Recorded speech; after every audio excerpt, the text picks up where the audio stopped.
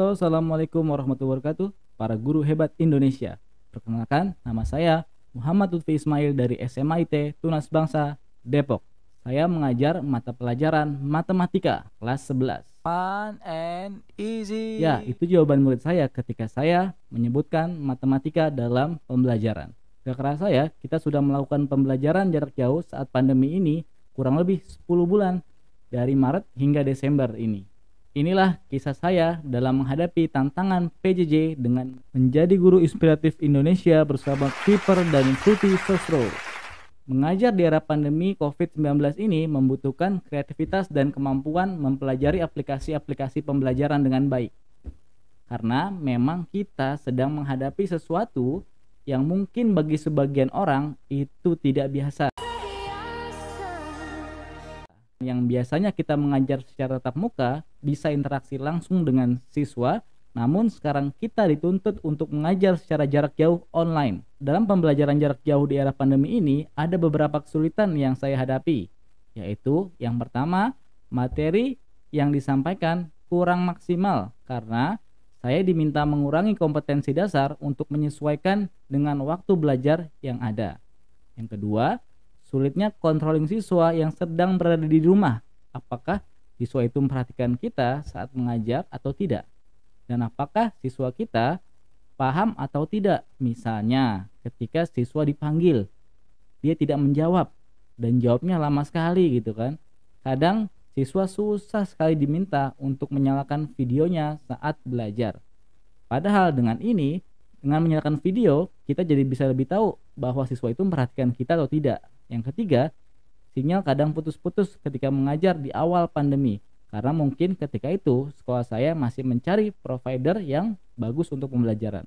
Yang keempat, kendala jaringan siswa yang kadang dia ngomongnya kayak robot, nge-lag gitu. Kalau bahasa anak-anak sekarang, kayak pakai autotune pak gitu.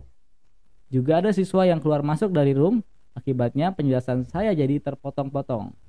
Tapi sebagai guru, saya tidak gampang menyerah dong. Saya kemudian melakukan inovasi pembelajaran jarak jauh. Di antaranya, yang pertama, saya mempelajari berbagai aplikasi pembelajaran online demi efektivitas pembelajaran lewat YouTube, Google, dan lain-lain. Yang kedua, memaksimalkan aplikasi Zoom Meeting dalam mengajar. Tampilan Zoom agar menarik, streaming lewat Zoom, breakout room, share screen, spotlight, dan berbagai fitur yang ada dalam Zoom.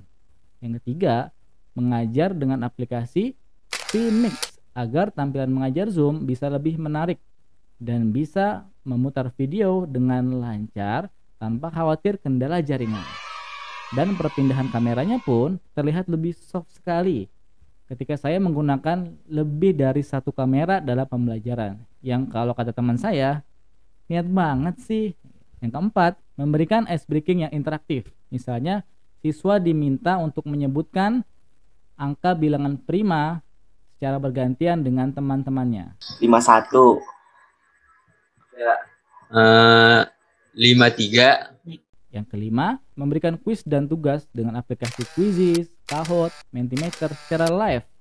Yang keenam, menggunakan aplikasi Google Form untuk ulangan harian dan penilaian akhir. Yang ketujuh, menggunakan efek suara seperti trainer ketika sedang break mengerjakan soal untuk menambah semangat siswa dalam belajar. Yang kedelapan, menggunakan pentab saat mengajar dengan PowerPoint agar terlihat seperti presenter handal dan profesional. Ya, min X. Wadah tetap ya. Min. Iya. Ini berapa H-nya? X kuadrat. Terus? Min 2. Yang kesembilan, menyapa siswa saat break agar siswa merasa diperhatikan. Dan itu cukup sekali efektif untuk menambah semangat siswa dalam belajar.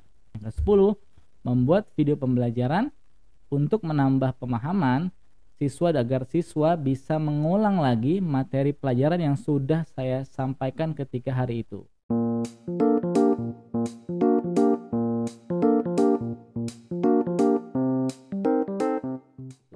Yang 11, membuka ruang bertanya 24 jam saat siswa ingin bertanya terkait materi pelajaran, baik WA, IG, ataupun Facebook, dan lain-lain.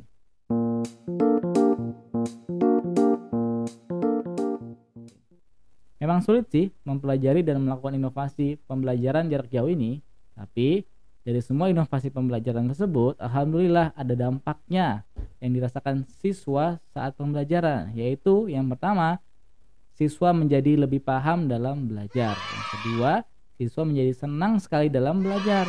Yang ketiga, siswa menjadi aktif dalam belajar. Bagi teman-teman saya, guru di sekolah, alhamdulillah dengan saya mempelajari berbagai aplikasi pembelajaran ini, saya jadi bisa berbagi ilmu atau sharing ilmu kepada mereka.